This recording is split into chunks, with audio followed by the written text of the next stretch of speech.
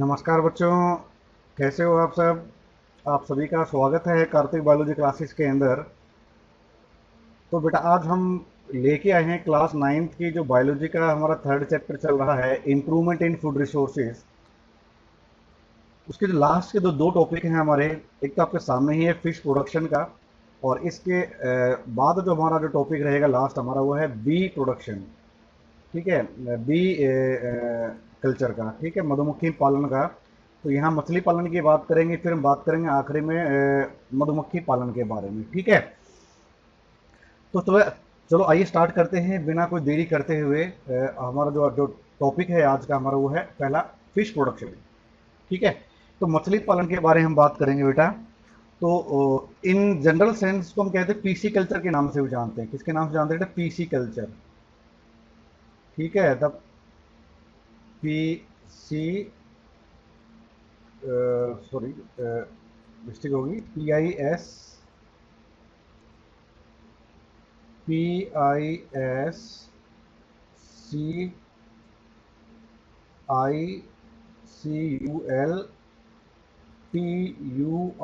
PC culture.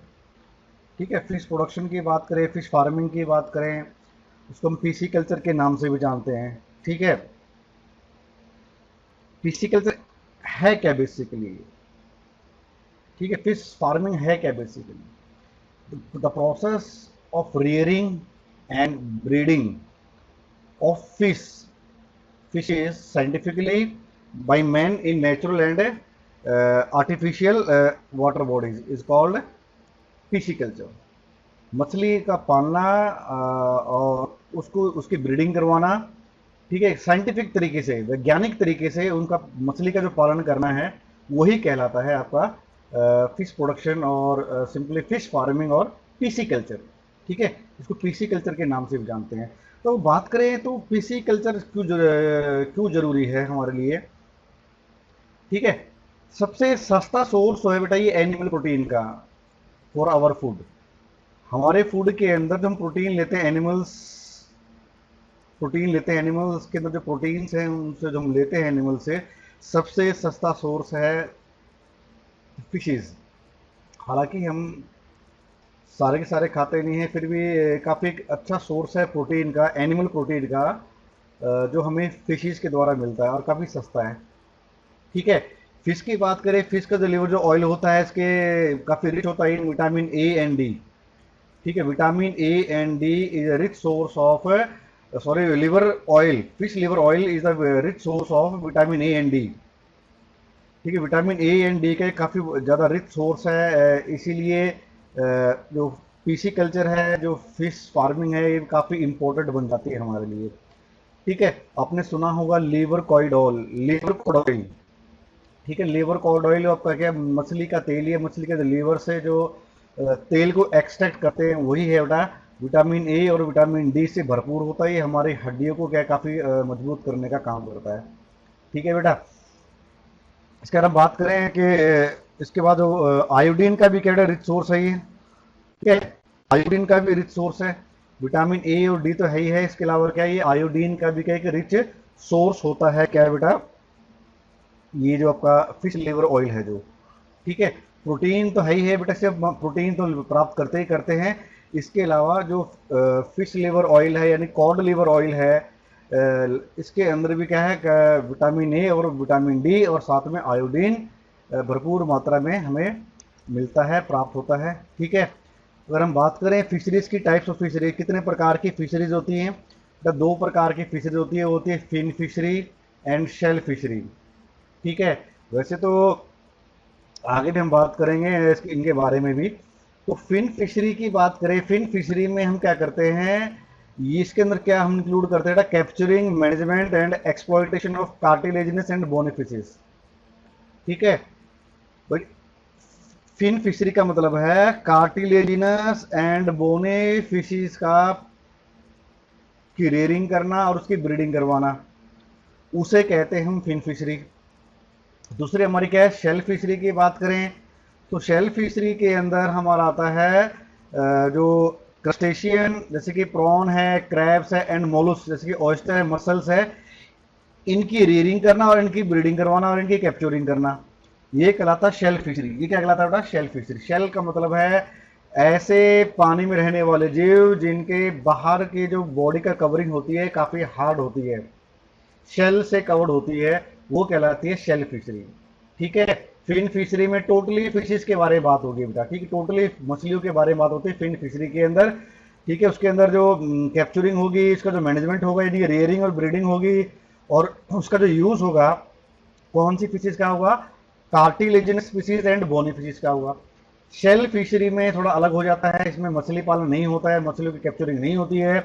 यहाँ पर जो झींगा नाम, आपने नाम सुना होगा, झींगे जैसी जो केकड़ा है, झींगा है, ठीक है, और ऑयस्टर हो गए हमारे, ठीक है, मसल्स हो गए हमारी, इनकी जो कैप्चरिंग होगी, इनकी जो मैनेजमेंट होगा, इनकी रेयरिंग होगी और इनका जो ब्रीडिंग होगी और इनको क्या एक्सप्लॉइट करना, इसको यूज करना होगा एज अ फूड। ठीक है, तो वो कहलाता है आपका शेल फिशरी। ठीक है, बात समझ में आ रही बेटा? तो फिन फिशरी और शेल फिशरी में दोनों में बहुत फर्क है बेटा, तो थोड़ा ध्यान से देखना इसको। फिन फिशरी सिर्फ हमारी क्या है, मछलियों के लिए होती है, और मछलियों के अलावा दूसरे जो पानी के जीव हैं जिनको हम पालते हैं, ठीक है, जिनको हम उसकी ब्रीडिंग करवाते हैं, और इसका मतलब ब्रीडिंग मतलब प्रजनन करवाते हैं और उनको एक्सप्लॉइट करते हैं फॉर डिफरेंट फूड रिक्वायरमेंट, वो कहलाती है आपकी शेल फिशरी। ठीक है, शेल का मतलब है जो ऐसे पानी के जीव जिनके बाहर की जो कवरिंग होती है बॉडी की वो हार्ड होती है, एक शेल की बनी होती है। ठीक है, अब हम बात करते हैं ये जो ये पीसी कल्चर है या जो फिश फार्मिंग है वो कितने प्रकार की होती है। अब यहाँ पर बात करने जा रहे हैं सिर्फ फिश फार्मिंग के बारे में। ठीक है, तो कितने प्रकार की होती है? Mode of obtaining food, mode of obtaining fish. ठीक है, वे कहाँ से हम मछली को प्राप्त करते हैं, इसके बेस पर, किस जगह से हम प्राप्त करते हैं इसके बेस पर मछली पालन दो प्रकार का होता है बेटा। एक होता है कैप्चर फिशिंग, एक होती है कल्चर फिशिंग।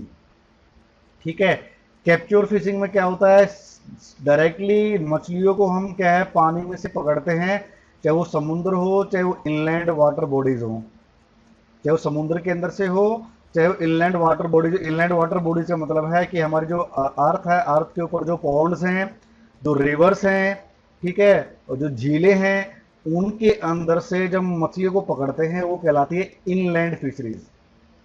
ठीक है, तो कैप्चर फिशरिंग को भी हम दो सब कैटेगरी में डिवाइड कर सकते हैं, marine fishery and inland fisheries. ठीक है, बात समझ में आ रही बेटा?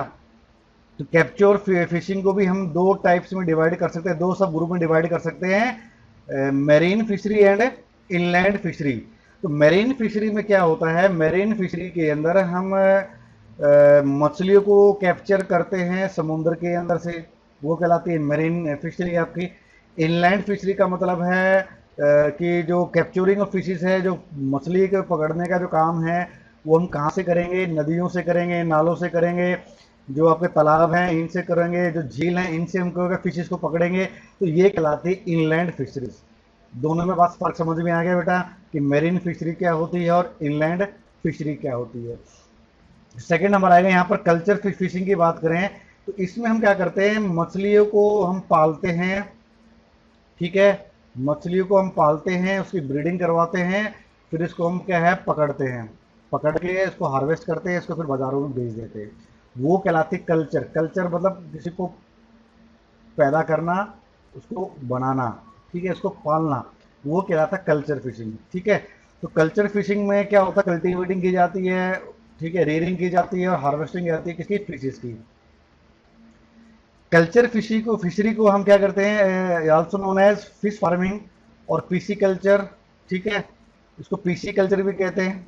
और एक हमारा वर्ड हमारे यहाँ पर वर्ड एक्वा कल्चर। देखो एक्वा कल्चर और पीसी कल्चर में दोनों में बहुत ज़्यादा डिफरेंस है बेटा। पीसी कल्चर तो क्या होता है, सिर्फ rearing and breeding of fishes, वो कहलाता है आपका पीसी कल्चर। एक्वा कल्चर में जितने भी आपके समुद्री जीव हैं जिनको हम एज ए फूड यूज करते हैं, एज ए भोजन हम क्या है जो इंसान को यूज करते हैं, वो आ जाता है आपका एक्वाकल्चर में। जैसे कि वहां पर फिन फिशरी था, शेल फिशरी है, टोटल की बात करें शेल फिशरी और फिन फिशरी को, वो आपका एक्वाकल्चर में आ जाएगा। ठीक है, एक्वाकल्चर में क्या आएगा, rearing and breeding of aquatic animals for food. ठीक है, for food, as a source of food is known as aquaculture, उसे कहते हैं एक्वाकल्चर। ठीक है। पीसी कल्चर में क्या होता है, दोबारा बता रहा हूँ बेटा, पीसी कल्चर में सिर्फ मछली पालन के बारे में बात की जाती है। अगर हम एक्वा कल्चर के बारे में करेंगे तो इसमें ओवरऑल सारी चीज़ बात की जाती है। इसमें मछली पालन भी आ जाएगा हमारा, साथ ही साथ हमारे क्या आ जाएगा, दूसरे प्रकार के जो समुद्री जीव हैं जिनको हम एक्सप्लॉइट करते हैं अपने फ़ायदे के लिए, उनको भी यूज़ किया है, उसको भी लेके चलते हैं इसके अंदर। जैसे कि आपका प्रॉन है, क्रैब्स हैं, ऑयस्टर है, मसल्स हैं, इनको भी हम क्या है एक्वाकल्चर के अंदर इंक्लूड करते हैं। In aquaculture both fishes and other animals of other aquatic animals are also included in aquaculture. In pisciculture only fishes are included. हम सिर्फ फिशेज के बारे में बात करेंगे। ठीक है बेटा। तो मेरीन फिशरी के बारे में आपको क्लियर हो गया। मेरीन फिशरी क्या होता है? मेरीन फिशरी मतलब समुद्र का जो से जो कैप्चरिंग होती है मछलियों की, उससे कहते हैं मेरीन फिशरी। अगर हम इंडिया की बात करें, इंडिया के पास जो मेरीन फिशरी के जो रिसोर्सेज की बात करें, तो हमारा जो इंडिया का जो कोस्ट लाइन है, समुद्र का जो किनारा है, हमारे जो चारों समुद्र प्रेजेंट है, वो 7500 किलोमीटर का कोस्ट लाइन है, आपका क्या एरिया पड़ता है। एन एक्सटेंसिव डीप सी, जो काफ़ी गहरा सी है।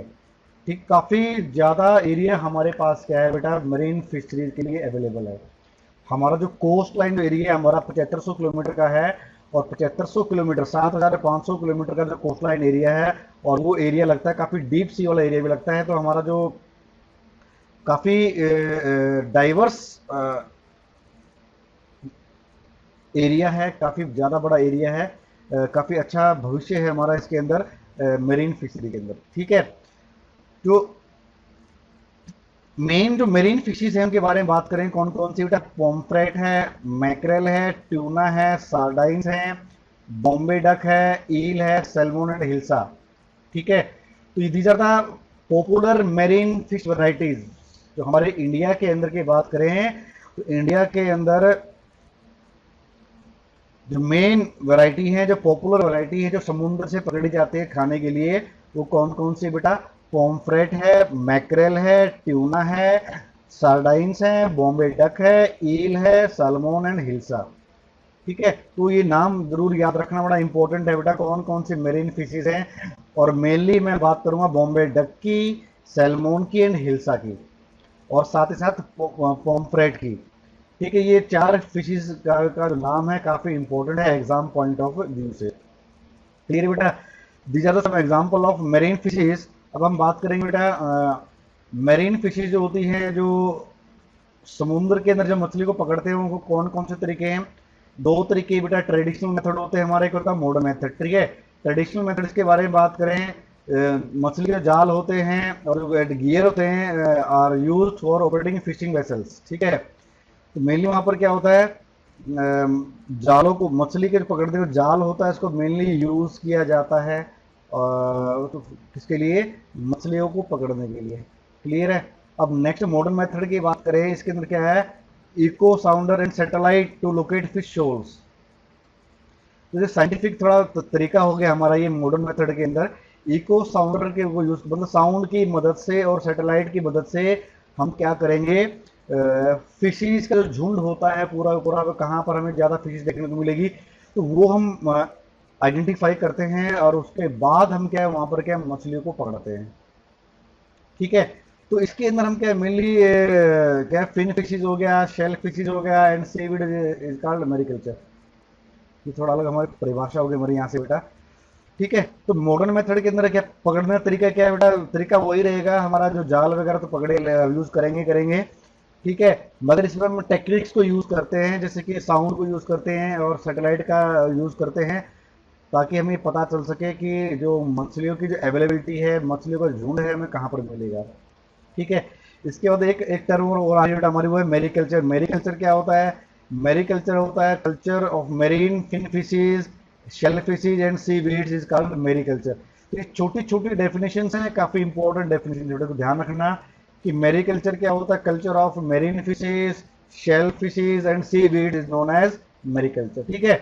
अब हम बात करेंगे इनलैंड फिशरीज के बारे में। इनलैंड फिशरीज ऐसा मछली पालन जो हम करते हैं, जो हमारी अर्थ है, जो हमारा लैंड वाला एरिया है, यहाँ पर जो नदियाँ हैं, यहाँ पर जो नहरें हैं, यहाँ पर जो तालाब है, यहाँ पर जो झीलें हैं, यहाँ इनके अंदर जो मछलियों का जो पालन किया जाता है, मछलियों को कल्चर किया जाता है, यहाँ से मछली को पकड़ा जाता है, वो कहलाती है आपकी इनलैंड फिशरीज। ठीक है, मेनली क्या आती है, ये मीठे पानी की मछलियाँ होती हैं। ठीक है, मीठे पानी की मछलियाँ होती हैं, और वो हमारे खारे पानी की मछलियाँ थी, मेरीन फिशेज के जो बारे में हमने जो बात की थी। तो inland fishery deal with fresh water like in reverse, canals, reservoirs and lagoons and brackish water fisheries. ठीक है, तो इनलैंड फिशरीज के बारे में जैसा कि मैंने बताया, किसको किससे डील करती है, फ्रेश वाटर को डील करती है, जैसे कि जो नदियां हैं, नहरें हैं, पानी के दूसरे जो रिजर्वोयर है जैसे कि तालाब है, झीलें हैं एंड लेगून्स। ठीक है, इनसे जुड़ी हुई चीजें होती है आपकी इनलैंड फिशरीज। ये इनलैंड फिशरी दो प्रकार की होती है फर्दर बेटा, capture fishery and culture fishery. Capture fishery में क्या होता है, डायरेक्टली हम क्या करते हैं, मछली को पकड़ते हैं और बाजार में बेच देते हैं। मगर कल्चर फिशरी में क्या होता है, हम मछलियों का को पैदा करते हैं। ठीक है, मछलियों को हम रियर करते हैं, उसकी ब्रीडिंग करवाते हैं, वो आपका कल्चर फिशरी के अंदर आता है। यानी कि मछली को पालना, आर्टिफिशियल जो वाटर बॉडीज हैं, जो हम तालाब खुद कर हमने वहां पर क्या किया बेटा, पानी भर दिया, पानी भर के क्या हमको फिशेज का प्रोडक्शन स्टार्ट कर दिया, तो ये कहलाता है कल्चर फिशरी, मछली पालन। रियल में कल्चर फिशरी की जो बात हो रही है। ठीक है, क्लियर है, capture fishery and culture fishery. Capture fishery में बात समझ में आई। कैप्चर फिशरी में क्या होता है, डायरेक्टली हम नदियों से, जो नहरों से और जो आपके रिजर्वोयर है, वाटर बॉडीज हैं, उनसे क्या हम डायरेक्टली क्या है मछलियों को पकड़ते हैं और बाजार में बेच देते हैं, आपका हुआ कैप्चर फिशरी। कल्चर फिशरी में हम क्या मछली पालन करते हैं, मछली को पालते हैं, वहां पर उसका बीज डाला जाता है, बीज डालकर मछलियों को वहां पर बड़ा होने दिया जाता है, उसके बाद हम मछली को पकड़कर बाजार में बेच देते हैं।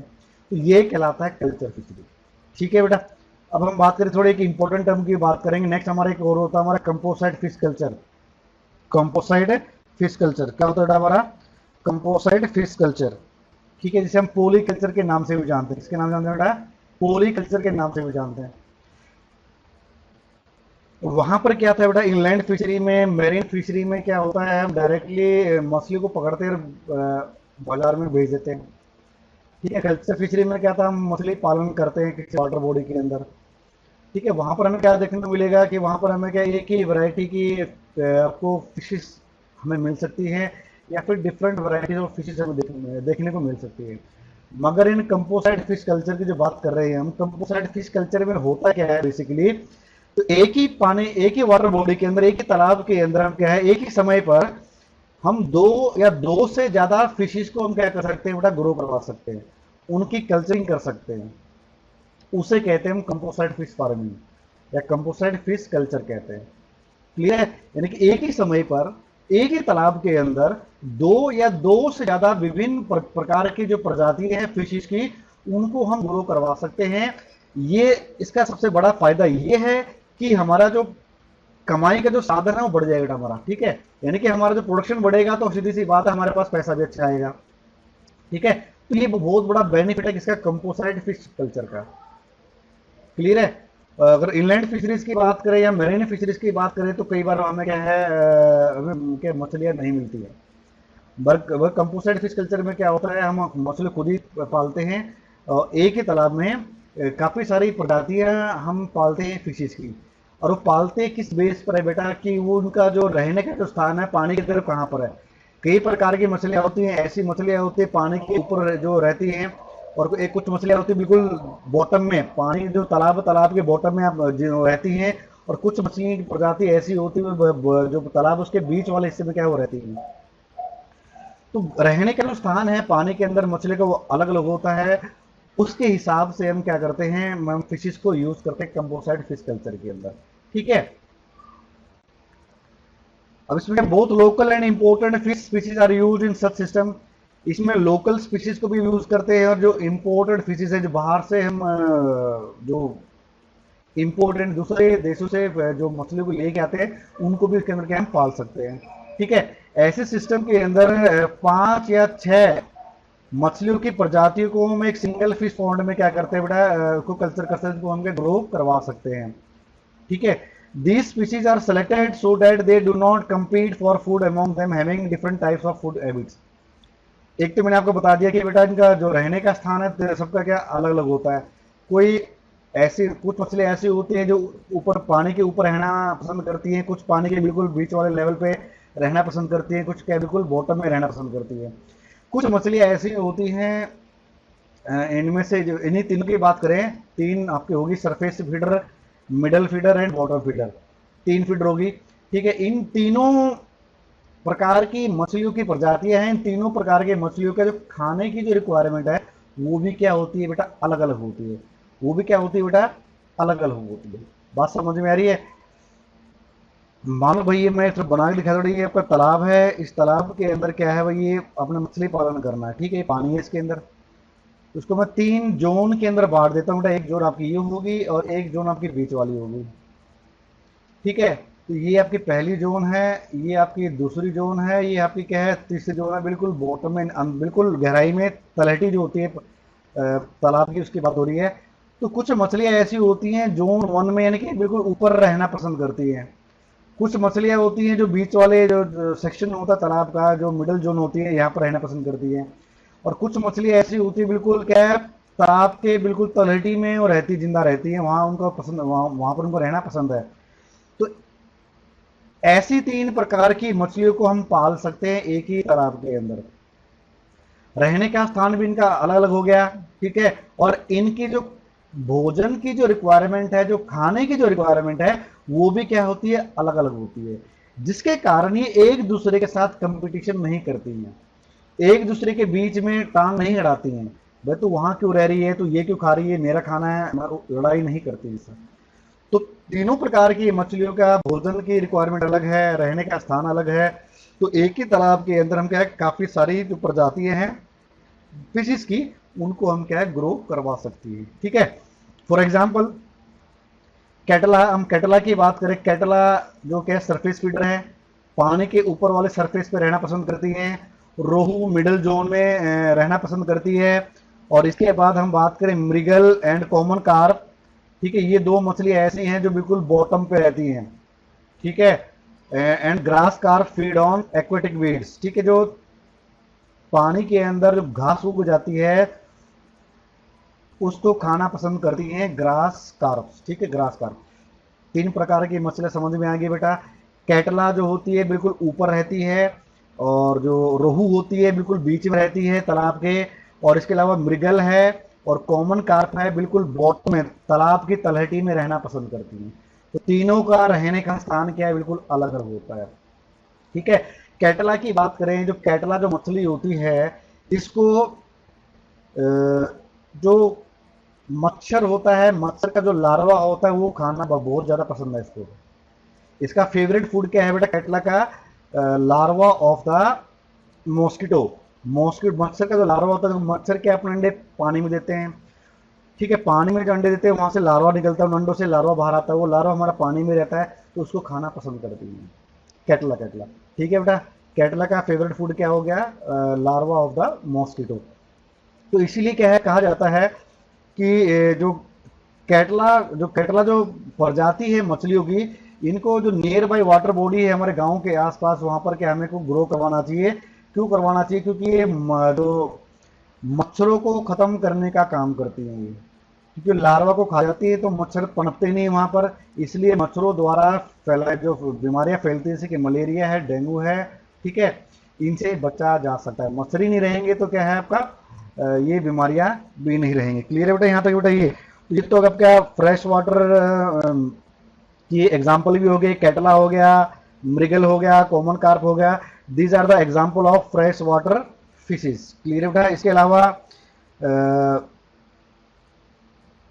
ठीक है, अगर हम बात करें exotic water fresh water breeds, यानी कि बाहर के जो मछलियां हैं, दूसरे जो जगहों की जो मछली हैं, फॉर एग्जाम्पल कौन कौन से उनके बेटा, जैसे कि कानोस and मुलेट्स। कानोस and मुलेट्स are the exotic fresh water breeds of the fishes. कानोस, CHANOS, CHANOS, कानोस, and मुलेट्स, MULETS, MULLETS, mullets are the exotic freshwater breeds of the fishes. Clear? Sorry, these are the हाँ freshwater. Sorry, these are the salt water fishes. कौन से बताइए? These are the salt water fishes, Chanos and mullets. Clear है बेटा? अगर fresh water की बात करें तो यहाँ पर ग्रास कार्प के बारे में हमने बात करी थी. इसके अलावा सिल्वर कार्प है, चाइनीज कार्प है. These are the exotic fresh water species of the fishes. ठीक है. अब बात ये आती है कि जो कंपोसाइड जो कल्चर होता है फिशेस का, ये एडवांटेजेस कैसे कैसे होते हैं, हमारे फायदे का सौदा कैसे हो सकता है, वही है हमारे लिए फायदेमंद कैसे हो सकता है. ठीक है. इसके अंदर क्या होती है, जितनी भी मछली की प्रजाति को यूज करते हैं ये आपस में कंपटीशन नहीं करते खाने के लिए, सबसे बड़ा एडवांटेज है. ठीक है. और जो फूड होता है वो पॉन्ड के हर एक हिस्से में अवेलेबल होता है. हर मछली के लिए सबसे ऊपर भी उसका फूड अवेलेबल है, मिडिल जो जोन होती है वहां पर भी फूड अवेलेबल होता है, और जो बॉटम जोन होती है वहां पर भी क्या है, फूड अवेलेबल होता है. ठीक है. 6 प्रकार की मछली को एक साथ क्या है हम ग्रो करवा सकते हैं, रिए पाल सकते हैं. इससे हमारे क्या है, जो यील्ड ज्यादा होगी, प्रोडक्शन ज्यादा होगी, फिशेस की प्रोडक्शन ज्यादा होगी तो कमाई का जो साधन है, पैसे का जो जरिया है वो हमारे क्या होगा, ज्यादा होगा. ठीक है. फिश की प्रोडक्शन बढ़ेगी. शेल फिश है, प्रॉन्स है, क्रैब्स हैं, श्रिम्प्स हैं. Through culture fishery has brought a revolution. This revolution is in fish food is called blue revolution. इसे कहते हैं ब्लू रिवोल्यूशन कहते हैं. क्लियर है बेटा? ठीक है. पॉइंट क्लियर हो गया आप पे कि एडवांटेजेस क्या क्या है, एडवांटेजेस क्या क्या है हमारे इसके अंदर. तो सबसे पहले एडवांटेज है कि उनके बीच में कोई भी कंपटीशन नहीं होता है, और जो जो तालाब है, जो पॉन्ड है, इसके हर एक हिस्से में फूड की अवेलेबिलिटी होती है. एक ही समय पर हम काफी सारे फिशेस को क्या है हम रियर कर सकते हैं, और इससे हमारा क्या होगा, जो यील्ड है, जो प्रोडक्शन है फिशेस की हमारी वो बढ़ जाती है. ठीक है. अब ये जो इंक्रीज हुआ हमारा प्रोडक्शन का, फिशेस की प्रोडक्शन का. ठीक है. अगर हम एक्वाकल्चर की बात करें, फिशेस प्रोडक्शन की बात करें, शेलफिश की बात करें, प्रॉन की बात करें, क्रैब्स की बात करें, श्रिम्प्स की बात करें, तो ये जो हमारा जो प्रोडक्शन इंक्रीज हुआ है, ठीक है, थ्रू कल्चर फिशरी, इसे कहते हैं हम ब्लू रिवोल्यूशन. क्या कहते हैं? ब्लू रिवोल्यूशन के नाम से जानते हैं. हमने पढ़ा था ग्रीन रिवोल्यूशन के बारे में, वीट का प्रोडक्शन हमारा बढ़ा था. फिर हमने पढ़ा था किसके बारे में, व्हाइट रिवोल्यूशन के बारे में, दूध का प्रोडक्शन हमारा बढ़ा था. फिर हमने पढ़ा था सिल्वर प्रोडक्शन रिवोल्यूशन के बारे में, जिसके अंदर अंडों का प्रोडक्शन हमारा बढ़ा था, वो सिल्वर रिवोल्यूशन था. यहाँ पर हम बात कर रहे हैं किसकी, ब्लू रिवोल्यूशन के बारे में बात कर रहे हैं. यानी कि मछलियों का जो आपके यील्ड है, मछलियों की जो प्रोडक्शन है वो इंक्रीज हुई है, इसे कहते हैं ब्लू रिवोल्यूशन. क्लियर है? नेक्स्ट हम बात करेंगे बी कीपिंग के बारे में. बी कीपिंग को हम एपीकल्चर के नाम से जानते हैं. क्या किस नाम से जानते हैं? एपीकल्चर. जो लास्ट टॉपिक है हमारा आज का वो है बी कीपिंग, मधुमक्खी पालन. एपीकल्चर, उसे क्या कहते हैं, एपीकल्चर के नाम से जानते हैं. ठीक है. पीसीकल्चर मछली पालन, एपीकल्चर या बी कीपिंग हमारे किसका हो गया, मधुमक्खी का जो पालन किया जाता है आपको कहलाता है एपीकल्चर. ठीक है. तो एपीकल्चर होता है क्या बेसिकली, जो रियरिंग होती है, केयरिंग होती है, management of honey be on a large scale for obtaining honey and wax is called apiculture. उससे क्या कहते हैं, हम एपीकल्चर कहते हैं. क्लियर है? मधुमक्खी पालन सीधी सी बात है, उसको पालना, उसकी केयरिंग करना और उसका रखरखाव करना हनी बी का बड़े स्तर पर, उसे ही कहते हैं हमें एपीकल्चर या फिर बी कल्चर, बी कीपिंग कहते हैं. तो क्यों करते हैं बेटा हम, हनी के लिए, शहद के लिए, और उससे जो वैक्स हमें मिलता है, हनी बी का जो छत्ता होता है उससे वैक्स जो मिलता है, उसके लिए क्या करते हैं हमें, हनी बी का क्या करते हैं बेटा, रियरिंग करते हैं, एपीकल्चर हम करते हैं. ठीक है. जहां पर हम हनी बीज को रेज करते हैं उस जगह को कहते हैं एपियरी. क्या कहते हैं? एपियरी कहते हैं. ठीक है. मतलब जो जगह है, ऐसे बॉक्सेस जिनके अंदर हम क्या मधुमक्खी पालन करते हैं, उसे कहते हैं एपियरी. क्या कहते हैं बेटा? एपियरी कहते हैं. ठीक है. बिसाइड हनी, हनी के अलावा दूसरे जो प्रोडक्ट हमें मिलते हैं किस जो एपीकल्चर के द्वारा, वो हमारे क्या बी वैक्स है. ठीक है. इसके बाद बी विनोम है, और इसके अलावा प्रोपोलिस है, इसके अलावा हमारे पास रॉयल जेली है. ठीक है. तो हनी के अलावा और कौन कौन से प्रोडक्ट हमें मिलते हैं एपीकल्चर के द्वारा, मधुमक्खियों से और कौन कौन से मिलते हैं बेटा, बी वैक्स, जो छत्ता होता है उस छत्ते से क्या हमें वैक्स की प्राप्ति होती है। ठीक है, इसके अलावा जो बी विनोम है, ठीक है, उसके जो डंक होते हैं उनसे क्या है, कुछ जो जहर होता है उसका, उसको हम यूज करते हैं काफी सारी बीमारियों को ठीक करने के लिए, जैसे कि लकवा लग जाता है, लकवा को ठीक करने के लिए भी क्या हम बी विनोम को यूज करते हैं। प्रोपोलिस है और रॉयल जेली है। ठीक है, तो ये कुछ प्रोडक्ट्स है जो हमें मिलते हैं किसके द्वारा, एपीकल्चर के द्वारा। ठीक है, और देखा जाए तो जो बी कीपिंग के अंदर हमारे क्या काफी कम, हमें इन्वेस्टमेंट काफी कम पैसा में लगाना पड़ता है, कम पैसे में ज्यादा इनकम हमें मिलती है किसके अंदर, एपीकल्चर के अंदर। ठीक है, इसकी जो अगर हम मनी की रिक्वायरमेंट की बात करें, इसके अंदर क्या है, लो इन्वेस्टमेंट की रिक्वायरमेंट होती है, और ये काफी अच्छा हमें क्या है, इनकम का सोर्स होती है, काफी ज्यादा एडिशनल इनकम हमें प्रोवाइड करती है। ठीक है, ठीक है, सिर्फ इसको कौन करता है बेटा, फार्मर्स करते हैं इसको, जो हमारे खेत किसान होते हैं वही क्या करते हैं, किसके साथ साथ बेटा, एग्रीकल्चर के साथ साथ। हालांकि आज के टाइम में इसको, इसका जो चलन बढ़ गया है एपीकल्चर का, कोई भी इंसान क्या है इसको क्या कर सकता है बेटा, एपीकल्चर कर सकता है, मगर जो किसान होता है अपनी आमदनी को बढ़ा सकता है by apiculture, by bee keeping. ठीक है, बी कीपिंग, मधुमक्खी के पालन, मधुमक्खी पालन करके जो किसान है अपने जो आय का सोर्स है, जो स्रोत है, इसको बढ़ा सकता है। ठीक है, ताकि एक साइड बाय साइड क्या है उसके अंदर क्या है, एक इनकम का सोर्स आता है वो चलता रहे। ठीक है भाई, आपका जो फसल तो आएगी आएगी, फसल की तरफ से इनकम तो आएगी आएगी, मगर साथ ही साथ क्या है, एक साइड बाय साइड की आपका इनकम हमारे स्टार्ट हो जाती है, जो लगातार हमारी चलती रहती है। अगर हमारी फसल खराब हो जाती है तो भी हमारा क्या है कि इनकम का सोर्स हमारा रहता है। तो काफ़ी ज़्यादा फायदा होता है किसानों को by doing the bee keeping. ठीक है बेटा, अब हम बात करें कि हनी बी की वैरायटी कौन कौन सी है। बेटा दो तरह की वैरायटी होती है, कि इंडिजिनस वैरायटी जो हमारी भारतीय प्रजातियां होती है, भारत के अंदर पाए जाने वाली मधुमक्खियां होती हैं, और एक हमारी बाहर की एग्जॉटिक ब्रीड्स, जो बाहर विदेशों से जो आपकी मधुमक्खियां लाई जाती है और उनका पालन किया जाता है, आपके कहलाते हैं एग्जॉटिक वैरायटीज। ठीक है, तो इंडिजिनस वैरायटीज कौन कौन सी है बेटा, आपकी Apis cerana indica, Indian bee. हमारे भारत में तीन प्रकार की मधुमक्खियों की प्रजातियां पाई जाती हैं, Apis cerana indica, Apis dorsata and Apis florea little B.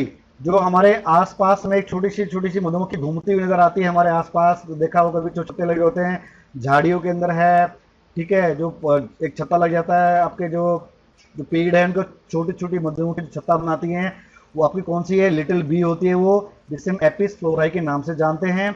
और ये आपने सुना होगा पहाड़ी जो मधुमक्खी होती है, ठीक है, जो काफी ऊंचाई पर अपना छत्ता बनाती है, वो है एपिस डोरसेटा होती है, रॉक बी के नाम से जानते हैं। एक और भी है Apis cerana indica, Indian bee. ठीक है, तो ये प्रजातियां हमारे भारत में पाई जाती हैं। और एग्जोटिक जो ब्रीड्स है, जो बाहर की जो प्रजातियां वो कौन कौन सी है, एपिस मेलिफेरा इटालियन बी, और एपिस एडमसोनाई साउथ अफ्रीकन बी। ठीक है, एपिस मेलिफेरा इटालियन बी है, और एपिस एडमसोनी कौन सी आपकी, साउथ अफ्रीकन बी है। इन सारी की सारी जो प्रजातियां हैं आपकी किसी हनी बी की, इनमें से हम किसको यूज करते हैं बेटा, हम एपिस मेलिफेरा को यूज करते हैं फॉर एपीकल्चर। मधुमक्खी पालन के लिए हम एपिस मेलिफेरा को यूज करते हैं। इसको यूज क्यों करते हैं, क्योंकि बेटा इसका जो ये एपिस मेलिफेरा के केस में हनी का प्रोडक्शन बहुत ज्यादा होता है, और ये बार बार जगह नहीं बदलती है। ठीक है भाई, आज छत्ता यहाँ बना लिया, कल कहीं और बना लिया, ऐसा ये काम नहीं करती है। ये एक कह सकते हो आप विश्वास पात्र एक मधुमक्खी है। ये आपकी जो लोग जहां पर ये छत्ता बना लेती है उस जगह को छोड़कर नहीं जाती है। ठीक है, इसके दो फायदे। और तीसरा एक एडवांटेज क्या है एपिस मेलिफेरा की बेटा, कि ये खतरनाक नहीं है। ठीक है, इतने ज्यादा खतरनाक नहीं है, इतने ज्यादा डेंजरस नहीं है कि वो एक सिंपल सी बात है, ह्यूमन फ्रेंडली है। ठीक है, इंसान से जुड़ी हुई एक मधुमक्खी है, ये काटती काफी कम है। तो ये तीन ऐसे एडवांटेजेस हैं जिसके चलते हम इटालियन बी को, एपिस मेलिफेरा को यूज करते हैं इन एपीकल्चर। बाकी जो दूसरी जो प्रजातियां हैं इनका हनी का प्रोडक्शन काफी कम होता है। जैसे कि एपिस फ्लोराई की बात करें, एपिस सेरेना इंडिका की बात करें, तो इन केसेस के अंदर जो जो हनी का जो प्रोडक्शन है, ठीक है, शहद के जो प्रोडक्शन है वो क्या होते हैं, कम होता है, और ये थोड़ी ज़्यादा खतरनाक भी होती हैं, ठीक है, ज़्यादा खतरनाक भी होती हैं, इसलिए इनको हम यूज़ नहीं करते। और साथ ही साथ क्या, ये अपने जो रहने का स्थान है लगातार बदलती रहती हैं, ठीक है, तो इसके पीछे पीछे कोई भागेगा नहीं छत्ता बनाने के लिए, भाई वहाँ है, वहाँ डेरा डाल लिया हमने, तो वहाँ छत्ता बनाएगी, फिर उसको हम पकड़ेंगे, फिर वहाँ से शहद निकालेंगे, तो ये पॉसिबल नहीं है। तो इसीलिए एपिस मेलिफेरा को हम क्या करते हैं बेटा, यूज़ करते हैं। तीन फायदे इसके बेटा कौन कौन सा, एक तो ये ज़्यादा अपनी जो जगह को बदलती नहीं है, एक ही जगह पर रहती है हमेशा। दूसरा हमारा क्या है, इसके केस में हनी का जो प्रोडक्शन क्या ज़्यादा होता है। तीसरा हमारे पास क्या है, ये ज़्यादा एग्रेसिव नहीं होती, ठीक है, ज़्यादा एग्रेसिव नहीं है, ह्यूमन फ्रेंडली होती है। ये तीन एडवांटेजेस किसके हैं बेटा, एपिस मेलिफेरा के हैं, ठीक है। नेक्स्ट बात करेंगे हनी बी की कॉलोनी के बारे में बात करेंगे, ठीक है। जो कॉलोनी होती है हनी बी की, जो मधुमक्खी की जो कॉलोनी होती है, इसमें कितने प्रकार की मधुमक्खी हमें देखने को मिलती हैं, ठीक है। तो तीन प्रकार की हमें देखने को मिलती है, क्वीन बी होती है, एक ड्रोन्स होती है, हमारे वर्कर होते हैं। क्वीन जो होती है पूरे एक छत्ते में एक ही होती है, याद रखना बेटा। जो क्वीन होती है पूरे छत्ते में क्या, तो जो भी जितने भी छत्ते होंगे उनके अंदर क्वीन एक ही मिलेगी। क्वीन का काम क्या होता है, सिर्फ अंडे देना, ठीक है। क्वीन का काम क्या होता है, अंडे देना, नए अंडे देना का काम होता है, जिससे क्या है नई मधुमक्खियां पैदा होती हैं, ठीक है। ड्रोन्स की बात करें, ये स्मॉलर होती हैं, शॉर्टर देन क्वीन बी, ठीक है। ये क्वीन बी से क्या होते हैं, छोटी होती हैं, और साइज में छोटी होती है, और लेंथ में क्या छोटी होती है as compare to the queen. Worker की बात करें तो मधुमक्खी के छत्ते के अंदर सबसे ज्यादा एक्टिव जो मेंबर होता है हमारा, वो कौन सा होता है, वर्कर होते हैं। वो कौन से होते हैं बेटा, वर्कर होते हैं। कौन से होते हैं बेटा हमारे, वो वर्कर सबसे ज्यादा एक्टिव मेंबर होते हैं in the colony of the honey bee, ठीक है। कौन कौन सी कितने प्रकार की बेटा हनी बी देखने को मिलेंगे, तीन प्रकार की होती है, तीन जातियां होती हैं मधुमक्खी की। उसके छत्ते के अंदर एक होती है क्वीन होती है, दूसरी क्या होती है, वर्कर भी होती है, एक हमारी कौन कौन सी होती है, ड्रोन होती है, ठीक है। तो ड्रोन होते हैं बेटा सारे सारे मेल होते हैं, क्या होते हैं, ड्रोन सारे सारे मेल मेंबर होते हैं कॉलोनी के, और इनका काम क्या होता है, इनका सिर्फ काम क्या होता है, जो क्वीन होती है उसके साथ कोपुलेट करने का काम करते हैं, ठीक है। क्वीन और वर्कर जो ड्रोन होते हैं, ये सिर्फ क्या मिलकर के अंडे देने का काम करवाते हैं, ठीक है। तो जो आपके वर्कर होते हैं, वर्कर सारा काम मेन वर्कर करते हैं। कौन सा काम करते हैं, जो जो छत्ते के छोड़ के जाती हैं, शहद बनाने का काम है, तो यहाँ से छत्ते छोड़ के नेक्टर जो फ्लावर तक जाती हैं, नेक्टर को लेके आती हैं, वो काम वर्कर करती हैं। छत्ते को प्रोडक्शन करने का काम भी कौन करती है, वर्कर करती है, ठीक है। वर्कर के अंदर भी प्रजातियां हमारे आ जाती है, हमारी वॉन्डरिंग बीज होती हैं, जो बाहर जाती हैं, वो ढूंढ के लेके आते हुए हमें जो नेक्टर है कहाँ पर मिलेगा, ठीक है, फ्लावर हमें कहाँ मिलेंगे। और एक होती है जो नेक्टर भी होती है, जो जो नेक्टर ऐसी मधुमक्खियां जो क्या करती हैं, नेक्टर को कलेक्ट करके लाती हैं। एक होती है सोल्जर, वर्कर सोल्जर भी होती है, जो मधुमक्खी के जो जो छत्ता होता है उसको उसके क्या है उसकी रक्षा करती है। तो वर्कर के अंदर भी तीन जातियां होगी आपके बेटा। एक ऐसी जाति जो ये पता करती है कि छत्ते से जो जो फ्लावर होते हैं, जो फूल फूल होते हैं वो कितनी दूरी पर हैं, ताकि, और एक होती है जो नेक्टर को लेकर आती हैं फ्लावर से, एक होती है हमारी जो छत्ते की प्रोडक्शन करती है, ठीक है। वैसे तीन प्रकार की प्रजातियां होती हैं, इसमें क्वीन होती है, एक ड्रोन होती है, एक वर्कर होती है। क्वीन अंडे देने का काम होती है, सबसे बड़ी होती है, अंडे देने का काम करती है, और एक ही छत्ते में एक ही क्वीन होती है, ठीक है। ड्रोन क्या होते हैं, ये मेल पार्टनर होते हैं किसके, छत्ते के मेल आपका क्या होते हैं, कास्ट होती है छत्ते के अंदर, जो क्वीन के साथ मिलकर सिर्फ अंडे देने का काम करती है, ठीक है, करते हैं। वर्कर क्या करते हैं, वर्कर क्या करते हैं, शहद को बनाने के लिए नेक्टर को लाने का काम करते हैं, छत्ते को की रक्षा करते हैं, और ये पता लगाते हैं कि जो फ्लावर हैं जिनसे मधुमक्खियां नेक्टर लेकर आती हैं, तो वो कितने दूरी पर प्रेजेंट है। क्लियर है बेटा। तो ये हो गया हमारा कॉलोनी के बारे में, हनी बी के कॉलोनी के बारे में। अब हम मैनेजमेंट कैसे कर सकते हैं बेटा, management of for high yield Honey, ठीक है। हनी की हाई यील्ड लेने के लिए इसका मैनेजमेंट हम कैसे कर सकते हैं, ठीक है। सबसे बड़ी बात है कि for the production of honey on the commercial basis, Italian variety of honey bee Apis mellifera is commonly used. जैसे कि मैंने बताया था कि एपिस मेलिफेरा को यूज़ करते हैं, क्योंकि इसका जो प्रोडक्शन है हनी का काफ़ी ज़्यादा होता है। क्यों होता है? क्योंकि इसका जो नेचर है जेंटल होता है, क्योंकि एग्रेसिव नहीं होती है। इसकी जो हनी कलेक्शन की जो कैपेसिटी क्या होती है, ज़्यादा होती है एपिस मेलिफेरा की। More ability to protect itself from enemies, इसके पास क्षमता होती है अपने दुश्मनों से अपने आप को बचाने की। ठीक है। जो क्वालिटी होती है हनी की वो पास्चुरेज पे डिपेंड करती है। ठीक है। और the flowers available to the bees for nectar and pollen collection, यानी कि जो जो क्वालिटी है और उसकी जो अमाउंट है किसकी, जो हनी की, वो किस पे डिपेंड करती है? पास्चुरेज पे।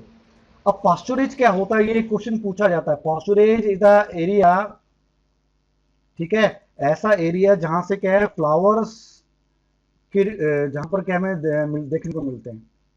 ठीक है। पास्चुरेज क्या है? Availability of the flower, the area where availability of flower are more, जहां पर फ्लावर्स की अवेलेबिलिटी होती है ज्यादा से ज्यादा, वो कहलाती है पास्चुरेज। ठीक है बेटा। पास्चुरेज फ्लावर से क्या है बेटा, वो नेक्टर लेके आते हैं, नेक्टर से क्या हनी बनता है। तो पास्चुरेज क्या हो गया? सिंपल सी परिभाषा है, pasturage is the area where flowers are present. ठीक है। जहां पर क्या है फ्लावर्स प्रेजेंट होते हैं उसे कहते हैं पास्चुरेज। तो पास्चुरेज पे भी क्या डिपेंड करता है? जो क्वालिटी होती है किसकी? हनी की। ठीक है बेटा। जितने ज़्यादा टाइप्स ऑफ फ्लावर होंगे, जितने ज़्यादा फ्लावर प्रेजेंट होंगे, उतनी ही ज़्यादा क्वालिटी बेहतर होगी किसकी? हनी की। ठीक है। क्लियर है बेटा। इसके अलावा काइंड ऑफ फ्लावर, जैसे कि बताया, काइंड ऑफ जो फ्लावर होते हैं, विभिन्न प्रकार के जो जो फूल होते हैं, फ्लावर होते हैं, वो भी क्या है डिटरमाइन करते हैं, बताते हैं कि हनी की क्वालिटी कैसी होगी। ठीक है। जितना ज़्यादा फ्लावर होगा और जितने लंबे समय तक फ्लावर वहाँ पर रहेंगे, उतनी ही ज़्यादा क्वांटिटी और उतनी बढ़िया क्वालिटी किसकी होगी बेटा? हनी की होती है। उतनी ज़्यादा क्वांटिटी, जितने ज़्यादा फ्लावर होंगे, जितने लंबे समय तक वो फ्लावर वहाँ पर प्रेजेंट रहेंगे। ठीक है। सीजन होते हैं भाई भाई 2 महीने फ्लावर ग्रो करते हैं, फिर क्या मुरझा जाते हैं, फिर 2 महीने फ्लावर देखने को नहीं मिलते। यानी कि पूरे साल वहाँ पर ऐसी जगह होनी चाहिए एपीकल्चर के लिए, जहाँ पर मधुमक्खियों को पूरे साल लगातार क्या है फ्लावर की अवेलेबिलिटी मिलती रहे, फ्लावर्स की अवेलेबिलिटी रहे। ठीक है। ताकि मधुमक्खियों को क्या है जगह बदलने की जरूरत ना पड़े, एक जगह को छोड़कर दूसरी जगह जाने की जरूरत ना पड़े अपना छत्ता बनाने के लिए, हनी बनाने के लिए। तो ये एक बहुत बड़ा बेहतर तरीका है जिसके द्वारा क्या है जो मधुमक्खी है एक ही जगह लंबे समय तक टिक सकती है। अगर वहाँ पर विभिन्न प्रकार के फ्लावर अवेलेबल हैं, साल के 12 महीने वहाँ पर क्या फ्लावर अवेलेबल हैं, तो मधुमक्खी बेटा क्या है एक ही जगह टिकी रह सकती है, एक जगह बैठी रह सकती है। ठीक है। तो सबसे बड़ा कारण है ये क्या है मधुमक्खी पालन का सबसे बड़ा इंपॉर्टेंट पॉइंट है कि जो अवेलेबिलिटी है फ्लावर्स की थ्रू आउट द ईयर वहाँ बनी रहनी चाहिए। तब जाके क्या है हमें good quality of honey as well as quantity of honey we will get, हमें मिल सकता है। ठीक है। अब आते हैं हम इम्पोर्टेंट रिवोल्यूशंस के बारे में बात करें। जैसे कि मैंने बताया था स्टार्टिंग में, फूड इम्प्रूवमेंट के लिए, ठीक है, हमारा जो फूड की जो इम्प्रूवमेंट है इसको बढ़ाने के लिए, फूड की जो प्रोडक्शन इसको बढ़ाने के लिए कुछ रिवोल्यूशंस हुए थे, उसके बारे में बात करेंगे। तो कुछ some important revolutions are there. तो सबसे पहला है व्हाइट रिवोल्यूशन। इसके फादर कौन थे बेटा? फादर ऑफ व्हाइट रिवोल्यूशन को कहते हैं doctor Verghese Kurien. Doctor Verghese Kurien. Clear है बेटा यहाँ तक? डॉक्टर वर्गीस कुरियन को व्हाइट रिवोल्यूशन का जन्मदाता माना जाता है।